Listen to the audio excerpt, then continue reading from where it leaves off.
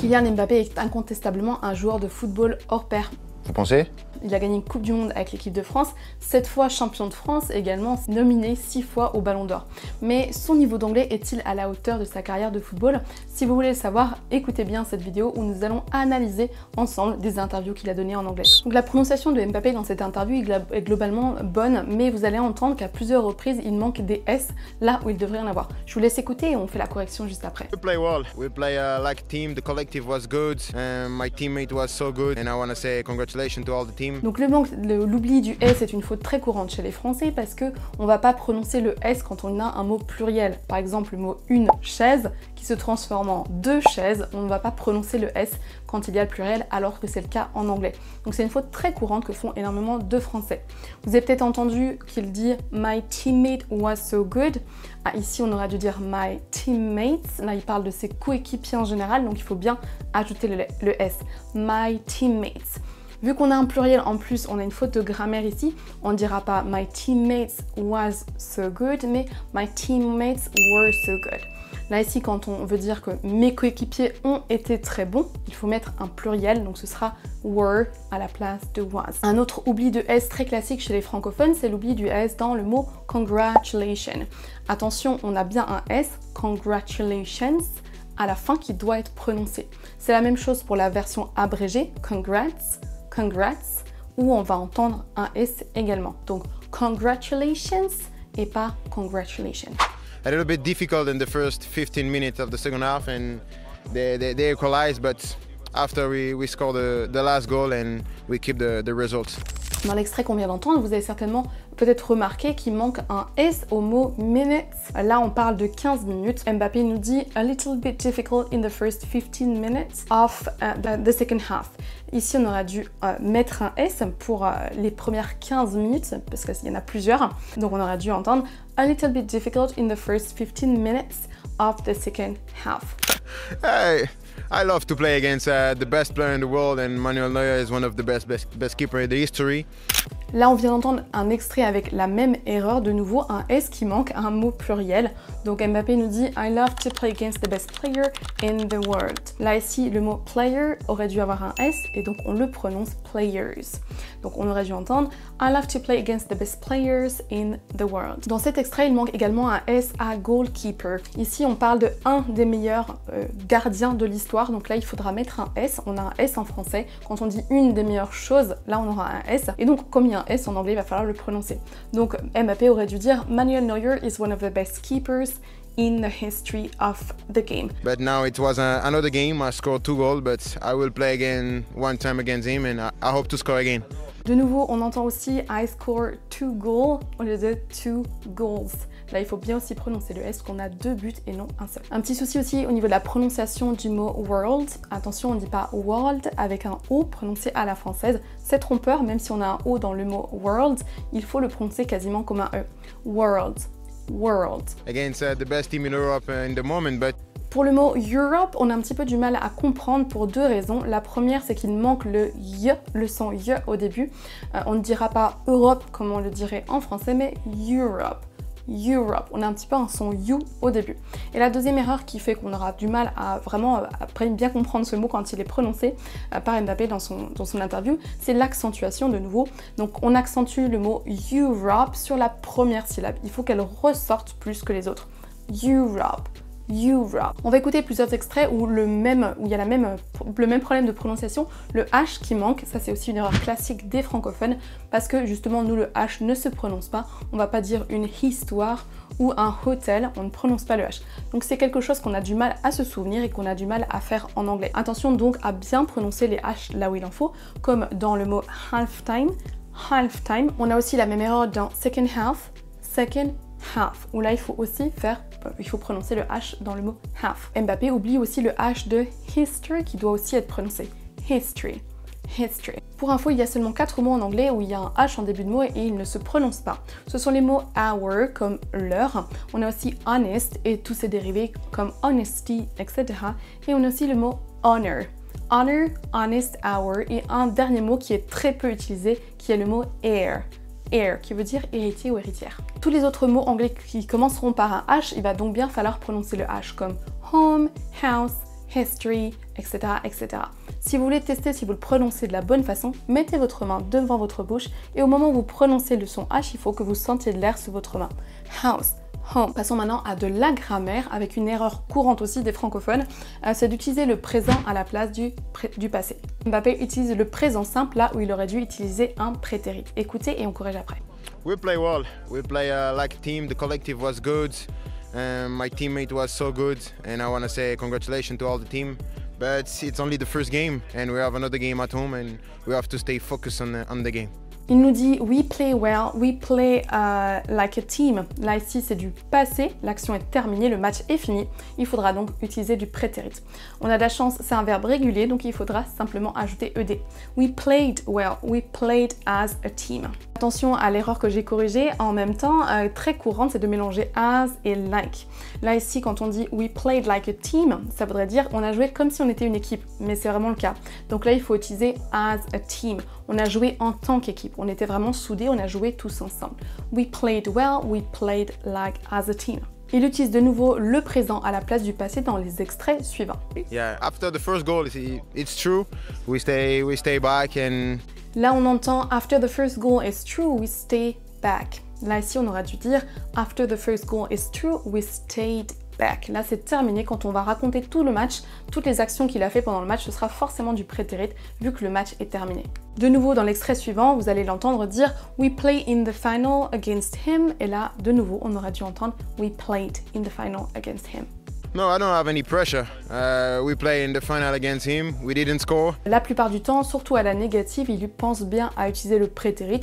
Donc quand on parle au passé et qu'on dit par exemple je n'ai pas marqué, on utilisera didn't, I didn't score, I didn't play, etc. Donc là, pour le coup, il s'en est bien sorti avec le prétérit pour la négation en particulier. Passons maintenant à un autre type d'erreurs qui sont les erreurs de tournure de phrase. Mbappé a tendance à utiliser un peu trop le verbe to keep à les endroits où c'est pas forcément le verbe le plus opportun. Vous allez voir dans l'extrait suivant qu'il dit to keep the confidence.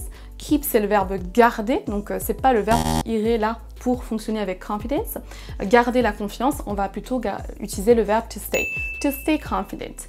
To stay confident. Écoutons l'extrait. At the halftime, the coach said to keep the confidence after we score the last goal and we keep the result. Dans cet autre extrait, on entend to keep the result. Là, pareil, on a keep, mais c'est pas forcément le verbe le plus approprié par rapport à ce contexte. On préférera utiliser to maintain. Là, de nouveau, il faut le mettre au passé. Attention, on aura dû dire si on utilisait keep, we kept, mais c'est pas le verbe qu'il nous faut.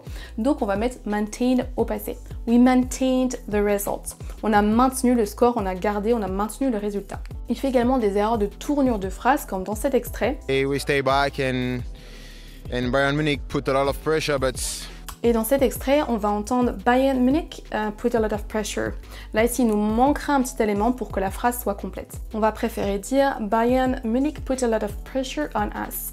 Ils nous ont mis la pression. Pas juste, ils ont mis de la pression comme ça en l'air. Ils nous ont mis la pression. They put a lot of pressure on us. L'expression anglaise complète est to put pressure on someone. To put pressure on someone. Donc utilisez bien la préposition on et ensuite la personne. Passons à une deuxième interview qu'a donnée Mbappé en anglais.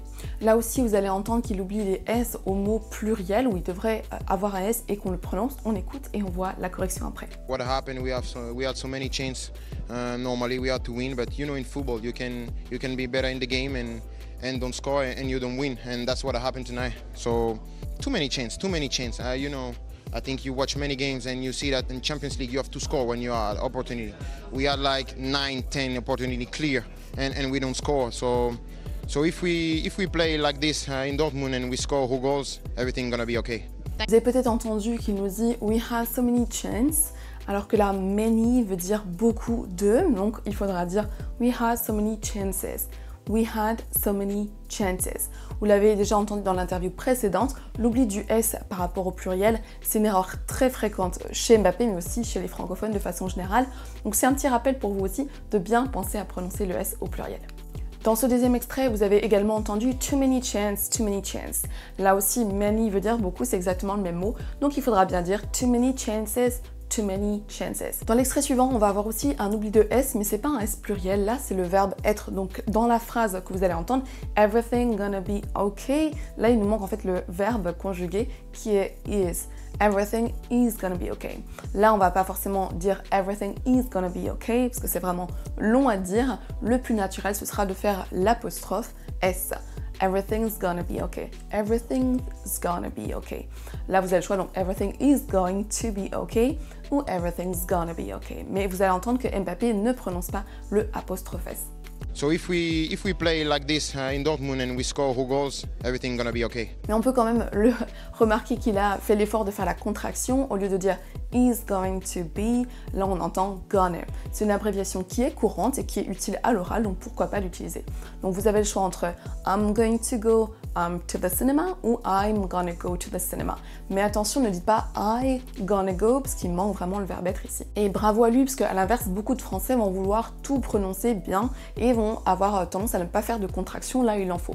Par exemple, on peut entendre I am going to cook dinner tonight en vraiment prononçant chaque mot et sans abréger, alors que la façon la plus naturelle ne sera pas I am going to cook tonight, mais I'm going to cook tonight ou également éventuellement I'm gonna cook tonight. Passons maintenant à l'ordre des mots qui est trop copié-collé sur le français. Vous allez entendre we had like 9-10 opportunity clear. Donc là, on va avoir déjà le S qui manque. Donc si on a 9 ou 10 opportunités, donc il faudra mettre un S. Il faudra entendre opportunities avec un S. Et aussi, on a un problème avec l'ordre des mots. Ici, on n'aura pas des opportunités claires comme en français. Donc, d'abord le nom, ensuite l'adjectif. Il faudra mettre dans l'autre sens. On aura dû entendre we had like 9-10 clear opportunities. Donc là, il faut inverser l'adjectif avec le nom. On écoute. We had like 9-10 opportunity clear. Beaucoup de Français vont avoir tendance à penser en français, à copier-coller en anglais, à traduire mot à mot, ce qui donne parfois des phrases un petit peu étranges avec des mots qui sont placés au mauvais endroit. Vous savez certainement que pour dire, par exemple, une voiture rouge, l'adjectif ici est après le nom. En anglais, on inversera, c'est l'adjectif qui est devant. A red car. Donc ça prête souvent à confusion pour les francophones.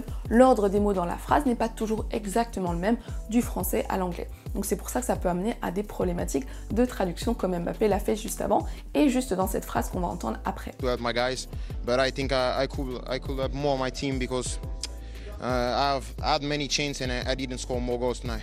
Donc là, on a entendu I could help more my team. Donc là, copier-coller sur le français. J'aurais pu aider plus mon équipe.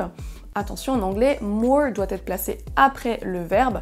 Donc il faut que ce soit dans l'ordre sujet, verbe, objet, adverbe. Donc au lieu de dire I could help more my team, on devra dire I could have helped my team more. I could have helped my team more. Donc j'aurais pu aider mon équipe plus. Le more doit être à la fin. Deuxième erreur que vous avez peut-être remarqué, ça va être avec l'utilisation du modal au passé. Ici, il dit could help, I could help. Ça, c'est plutôt pour le futur. Donc, je pourrais aider mon équipe plus. Donc, à l'avenir, je pourrais les aider plus. Là, il parle de quelque chose qui est terminé, un match qui s'est passé dans le passé. Donc, on aurait dû dire I could have helped. J'aurais pu aider mon équipe plus. Notons la différence entre I can help you, qui est au présent, je peux t'aider. I could help you, soit je pourrais t'aider au futur, soit je pourrais t'aider. Donc ça c'est de l'hypothèse, si j'avais envie je pourrais t'aider. Et au passé, si vous voulez dire j'aurais pu faire quelque chose, j'aurais pu t'aider, là faites bien attention à dire I could have helped you. Passons maintenant à une erreur de grammaire avec l'utilisation du présent au lieu du prétérit. Erreur qu'on a déjà entendue dans une autre interview d'Mbappé et que beaucoup de Français font, donc faites-y attention également. Donc là, on va entendre dans l'extrait we don't score. Donc là, on parle au passé. On ne devrait pas dire we don't score, qui se traduit par on ne marque pas, mais on devra entendre we didn't score. On n'a pas marqué au passé. Donc quand vous faites la négation au passé, je ne suis pas allé, je n'ai pas mangé, je n'ai pas travaillé, il faudra utiliser didn't. I didn't eat, I didn't work, I didn't study, whatever. Donc attention, écoutons ensemble. I don't score aurait dû se transformer en we didn't score. Clear and we don't score, so... Passons à une troisième interview et d'autres erreurs différentes de celles qu'on vient de voir. La première, ça va être comment on peut répondre non à une interview ou à une question, plutôt que de dire no, no, no, no, no, no, no, qui est ok, on vous comprend, mais qui n'est pas forcément la façon la plus polie ou appropriée pour dire non quand quelqu'un nous pose une question. Quand on veut vraiment dire non, pas du tout, il existe d'autres alternatives. On va voir comment Mbappé s'en est sorti et je vous donne d'autres alternatives juste après. Were you surprised by the reaction in Spain? No. I accept, I understand. Vous entendrez rarement quelqu'un vous dire non, non, non, non, non, non, non, non, non, non, 50 000 fois. On préférera dire par exemple no, I wasn't, no, I wasn't, non, je ne l'étais pas. On pourra entendre aussi I wasn't at all, I wasn't at all qui veut dire pas du tout. I wasn't at all. On pourra aussi dire no, not really, no, not really. C'est pas beaucoup plus long, mais ce sera plus naturel que de dire no, no, no, no, no. On peut aussi dire no, not at all, no, not at all, pas du tout. Donc choisissez entre ces alternatives pour dire non plutôt que de dire non, non, non, non, non. Passons à une erreur très commune aux francophones qui est l'utilisation du petit mot the qui se traduit par le, la ou les. Donc là où en français on l'utilise par exemple pour dire la France, le foot, l'amour, en anglais il y a plein de cas de figure où on n'utilisera pas the justement devant ce genre de nom. Donc c'est vraiment difficile pour les francophones de savoir s'il faut le mettre ou non. Écoutons l'extrait et je vous corrige juste après. First of all, I want to say thank you to everybody there. Dans cette phrase, Mbappé nous dit the first of all, dans un premier temps. Alors bien essayé parce que l'expression first of all qui veut dire premièrement, tout d'abord est très intéressante pour parler d'un premier point justement. Mais attention, c'est une phrase fixe, ça veut dire avant tout, tout d'abord. Et on va pas mettre the devant justement. On va dire juste first of all, tout d'abord, premièrement.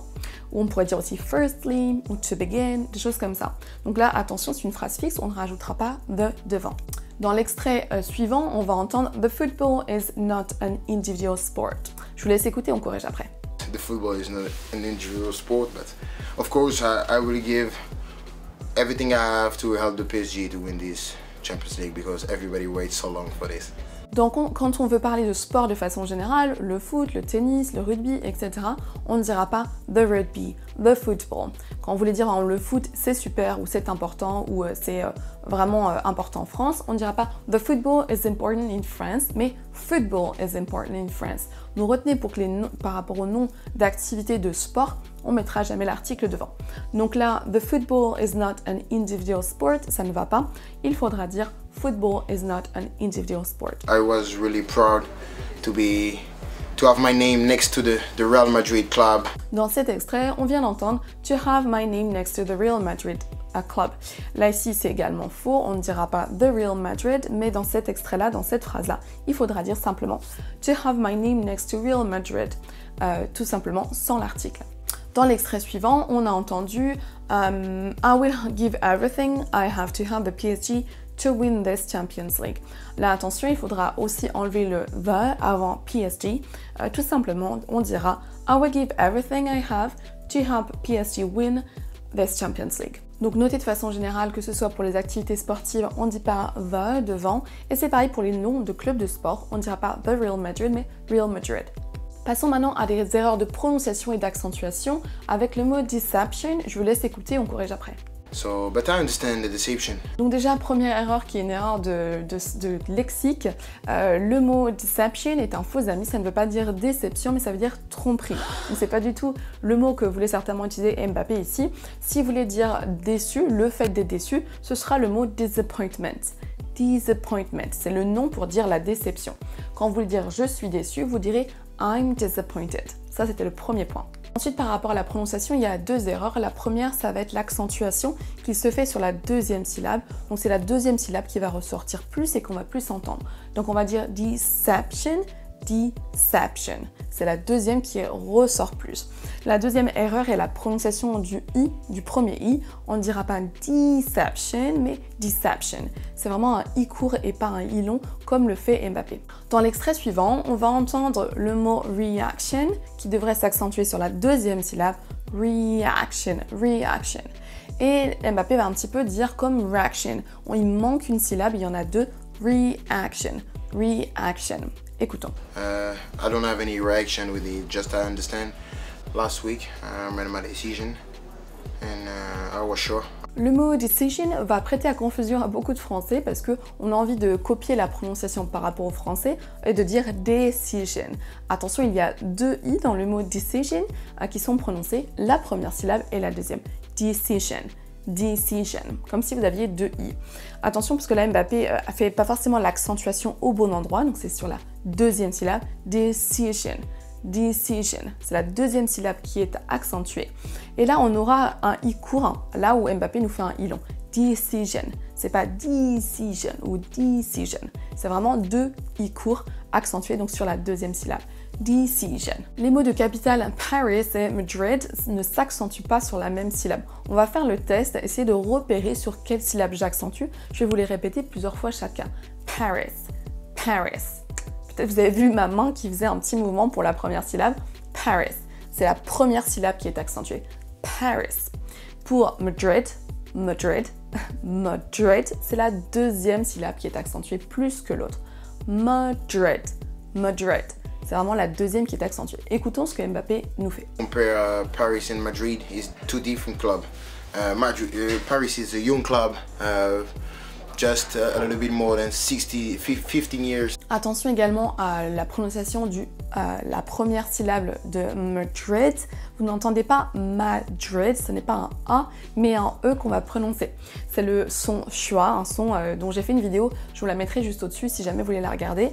On ne dit pas Madrid, mais Madrid, Madrid. La deuxième chose à faire attention, c'est les 2 sons I en fait dans Paris et Madrid. Le i en fait est un i court, on ne dira pas Paris ou Madrid, mais vraiment un i court. Donc, on aura donc Paris et Madrid. Ce sont des i courts comme dans les mots fish, hit, à l'inverse dans les mots speak, people, tea, on aura des i longs. Donc on a d'un côté fish, hit, c'est vraiment un i très court, et speak, people, tea. Passons maintenant à la prononciation du mot young. Dans la phrase, Mbappé nous dit Paris is a young club. Young club. Le mot young prête à confusion parce qu'il y a plusieurs éléments à retenir. Le premier, c'est qu'on ne dit pas young, on ne prononce pas le OU comme le son OU français. On va avoir quasiment un son E. Young. Young. En alphabet phonétique, ça va être une lettre qui est comme ça, une espèce de petit chapeau, et c'est le son young. Young. On retrouve ce même son dans les mots cap et mug, alors que vous voyez que c'est un U, cap C-U-P, mug M-U-G, et donc dans young, on a exactement le même son alors qu'on a un O et un O. C'est un petit peu étrange et donc c'est pour ça que les Français se trompent. On a envie de le prononcer young parce qu'on voit O et U. Mais attention, ne le prononcez pas à la française, c'est vraiment comme un E. Young, cap, mug. Et la deuxième chose à savoir, c'est qu'à la fin, il y a M et G, ça se prononcera exactement comme dans le mot sing, sing, le mot chanter. Donc c'est vraiment un son ng à la fin, young, young. On a vraiment un son G à la fin. Passons à un point de grammaire complexe qui donne du fil à retordre à beaucoup de Français, c'est le devoir. Comment traduire devoir en anglais? Donc quand vous êtes à l'affirmative, je dois, il faut que, vous avez principalement 2 alternatives qui sont I have to ou I must.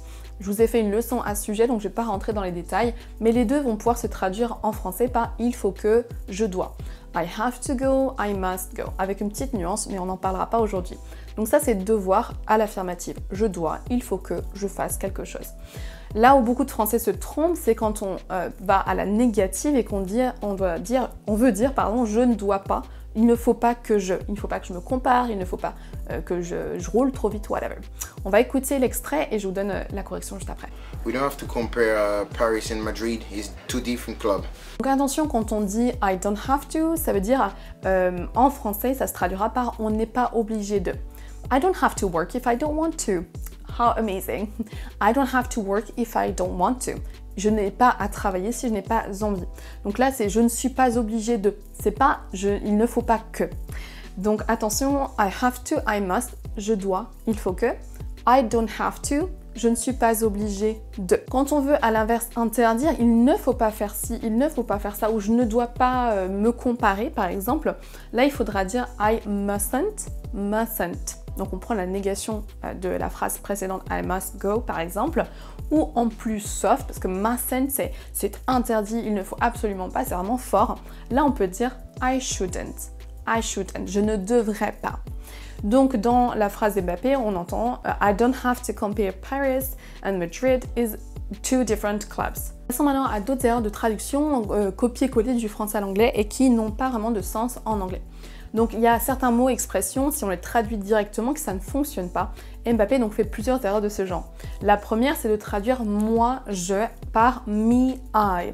Ça, c'est vraiment copier-coller sur le français et ça ne fonctionne pas en anglais. On écoute et je vous donne la correction après. But me, I wanted to write the history of my country. Donc il nous dit but me I wanted, donc pour dire mais moi je voulais.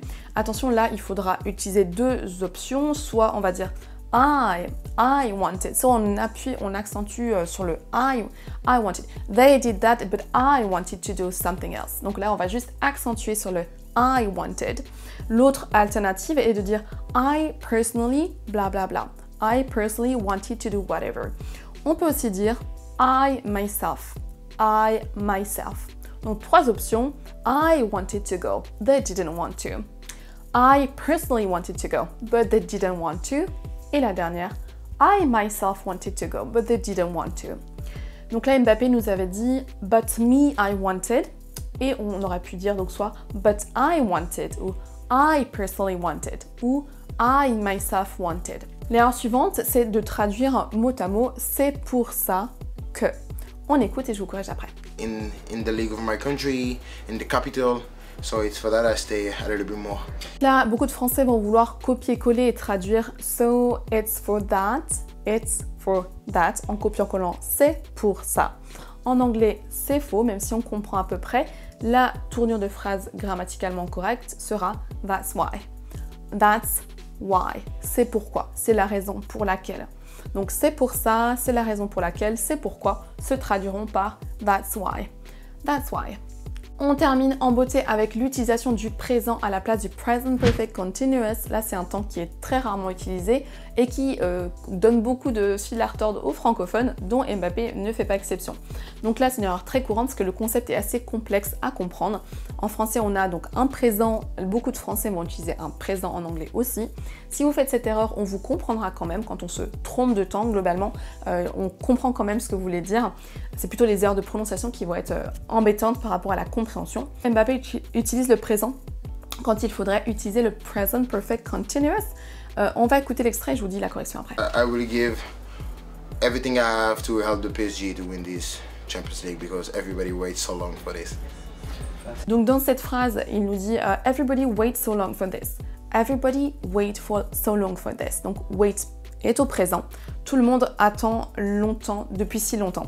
Tout le monde attend depuis si longtemps. On comprend pourquoi il fait une erreur parce qu'en français, on a un présent simple. Tout le monde attend ça depuis si longtemps. Mais vous entendez, enfin vous avez remarqué qu'il y a depuis si longtemps. Quand on a depuis, ça veut dire que ça a commencé dans le passé, l'action, et elle est encore en cours aujourd'hui. Donc en anglais, on utilisera since ou for pour traduire depuis. Et quand on a depuis, en anglais, il y a forcément soit un present perfect, soit un present perfect continuous. Dans ce cas ici, on parle d'une action, waiting, on attend. Depuis si longtemps, elle a démarré dans le passé, elle est en cours aujourd'hui. Et donc, on va avoir soit le present perfect, mais dans ce cas de figure, ça fait vraiment longtemps. On accentue sur l'action en fait, donc on va avoir carrément un present perfect continuous. Donc, au lieu de dire everybody wait so long for this, on va avoir everybody has been waiting so long for this. Everybody has been waiting so long for this. Has been waiting. Ça, c'est du present perfect continuous. Donc on peut dire que Mbappé a un anglais franchement pas mal et vraiment très bon. Il est à l'aise à l'oral, il n'a pas peur de parler, il n'a pas peur de faire des fautes justement. Et même malgré quelques petites erreurs de grammaire, de syntaxe, de prononciation aussi, on le comprend vraiment bien et chapeau à lui parce qu'il ose parler là où beaucoup de francophones auraient peur de s'exprimer, peur de faire des fautes et surtout il s'exprime dans des contextes qui sont un petit peu à enjeu quand même, être filmé devant la télé, etc. Donc franchement bravo, il montre la voie pour d'autres Français que c'est ok de faire des fautes, c'est ok de se tromper, de pas avoir forcément toujours la meilleure prononciation, c'est ok de se planter de mots ou d'intonation, on se fait comprendre quand même. Donc bravo à lui, malgré les petites erreurs qui se pointent à droite à gauche, il a vraiment un excellent niveau.